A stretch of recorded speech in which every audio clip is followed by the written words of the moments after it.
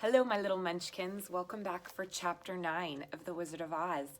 When we last read chapter 8, if you remember, our characters found themselves in quite a problem because they have, well, not all of them, but Toto, the lion, and Dorothy have fallen asleep in a poppy field.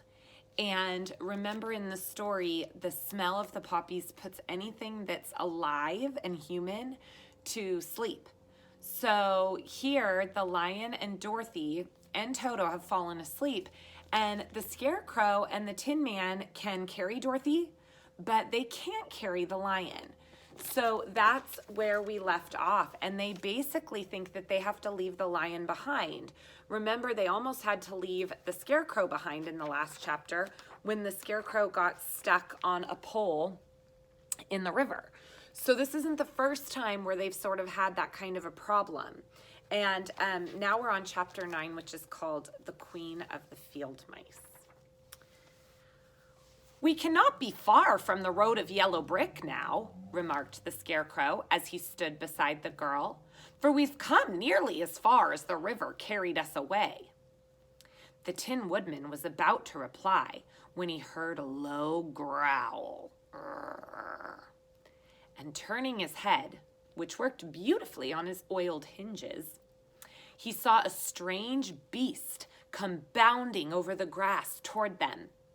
It was indeed a great yellow wildcat, and the woodman thought it must be chasing something, for its ears were lying close to its head, and its mouth was wide open, showing 2 rows of ugly teeth, while its red eyes glowed like balls of fire. As it came nearer, the Tin Woodman saw that running before the beast was a little gray field mouse. Here's a picture.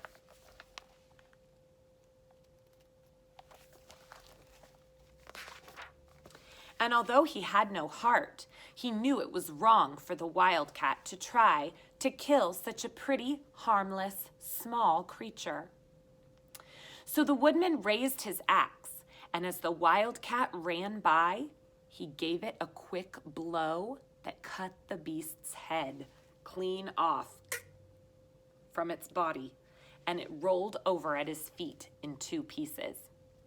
The field mouse, now that it was freed from its enemy, stopped short, and coming slowly up to the woodman, it said in a little squeaky voice, "Oh, thank you ever so much for saving my life." "Well, don't speak of it, I beg of you," replied the woodman. "Well, I have no heart, you know, so I'm careful to help all those who need a friend, even if it happens to only be a mouse." "Only a mouse!" cried the little animal indignantly. "Why, I'm a queen of all the field mice." "Oh, indeed," said the woodman, bowing. "Therefore you have done a great deed, as well as a brave one, in saving my life," added the queen. At that moment, several mice were seen running up as fast as their little legs could carry them, and when they saw their queen, they exclaimed, "Oh, your majesty, we thought you would be killed. How did you manage to escape the great wildcat?" And they all bowed so low to the little queen that they almost stood upon their heads. "This funny Tin Man," she answered. "He killed the wildcat and saved my life. So hereafter you must all serve him and obey his slightest wish." "Oh, we will," cried all the mice in a shrill chorus. And then they scampered in all different directions. For Toto had awakened from his sleep, and seeing all these mice around him, he gave one bark of delight and jumped right into the middle of their group. Toto had always loved to chase mice when he lived in Kansas, and he saw no harm in it. But the Tin Woodman caught the dog in his arms and held him tight, while he called to the mice, "Please come back, our Toto shall not hurt you." At this, the Queen of the Mice stuck her head out from a clump of grass and asked in a timid voice, "Are you sure he will not bite us?" "Well, I will not let him," said the woodman, "so do not be afraid."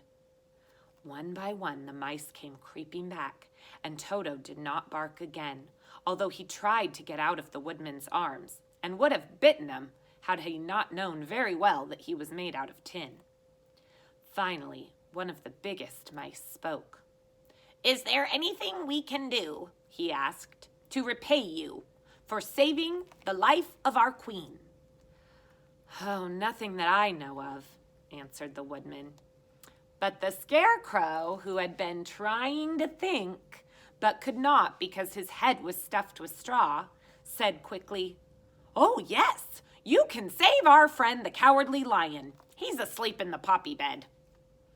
"A lion!" cried the little queen. "Why, he will eat us all up!" "Oh, no, not this lion," declared the Scarecrow. "This lion's a coward." "Really?" asked the Mouse Queen. "He says so himself," answered the Scarecrow, "and he would never hurt anyone who is our friend.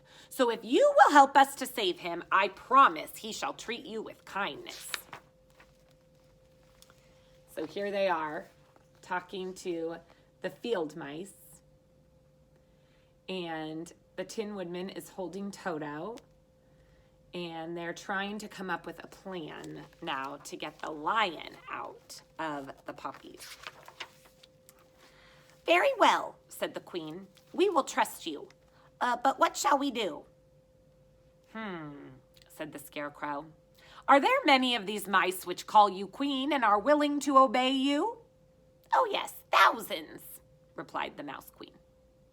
"Then send for them, all to come here as soon as possible, and let each one of them bring a long piece of string." The Queen turned to the mice that attended her and told them to go at once and get all her people. As soon as they heard her orders, they ran away in every direction as fast as possible. "Now," said the Scarecrow to the Tin Woodman, "you must go to those trees by the riverside and make a truck, a big truck that can carry the lion." So the Woodman went at once to the trees and began to work, and he soon made a truck out of all the limbs of trees, from which he chopped away all the leaves and branches. He fastened it together with wooden pegs and made the 4 wheels out of short pieces of the big tree trunk. So fast and so well did he work that by the time the mice began to arrive, the truck was already ready for them. So isn't that interesting that the Scarecrow's actually the one who's making all these plans and kind of bossing everybody around? But he's the same character who doesn't think he has a brain. Yet he's coming up with all these amazing ideas. It's interesting. The mice came from all directions, and there were thousands of them. Big mice and little mice and middle-sized mice, and each one brought a piece of string in his mouth. It was about this time that Dorothy finally woke up from her long sleep and opened her eyes. She was greatly astonished to find herself lying in the grass with thousands of mice standing around and looking at her timidly. But the Scarecrow told her about everything, and turning to the dignified little Mouse Queen, he said, "Permit me to introduce you to Her Majesty, the Queen." Dorothy nodded gravely, and the Queen made a curtsy, after which she became quite friendly with the little girl.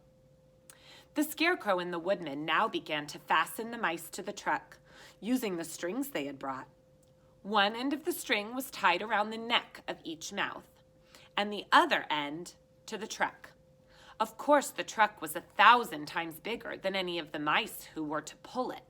But when all the mice had been harnessed, they were able to pull it quite easily.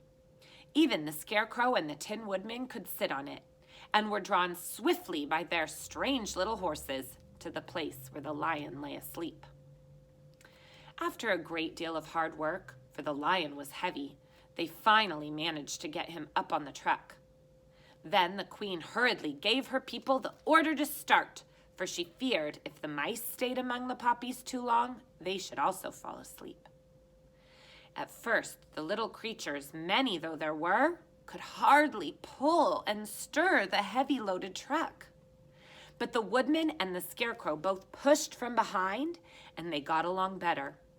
Soon they rolled the Lion out of the poppy bed to the green fields, where he could once again breathe the sweet, fresh air instead of the poisonous scent of the flowers.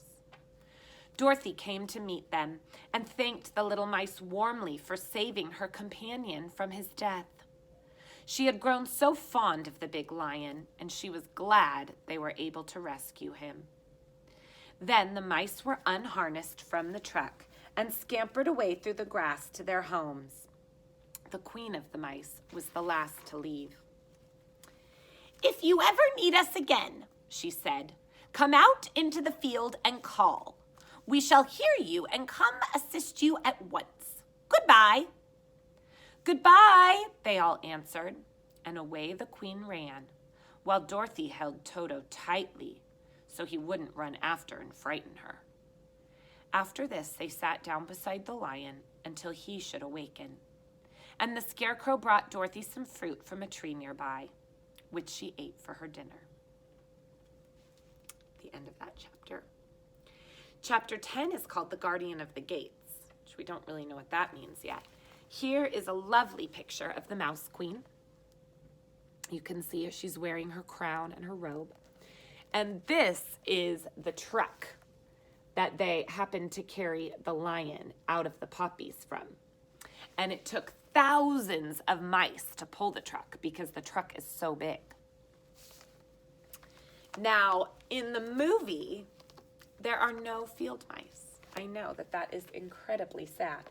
There are no field mice at all in the movie. Instead, Glinda, the Good Witch, from the beginning of the book, puts sort of a magic spell on the poppy field, and it starts to snow. And the snow wakes the characters up in the movie. So in the movie, you see Dorothy lying among the poppies still. And remember, there's a big difference because in the movie, the Wicked Witch puts the poppy field in their way. And then the Good Witch comes and saves them. So in the movie, you really have this bad witch, good witch playing out the whole time. In the book, it's a little bit different. And in the book, there's lots more incredible characters. So in the book, they just happen to walk into a poppy field, but then they need help. And that's where we meet the field mice. In the picture book, let's see if there's a really great picture. I'm not sure. So here's the one we saw that I had shown you of the lion asleep and the Tin Woodman and the Scarecrow carrying Dorothy. And let me see. Here is the queen of the mice and all of her little mice soldiers down there below her.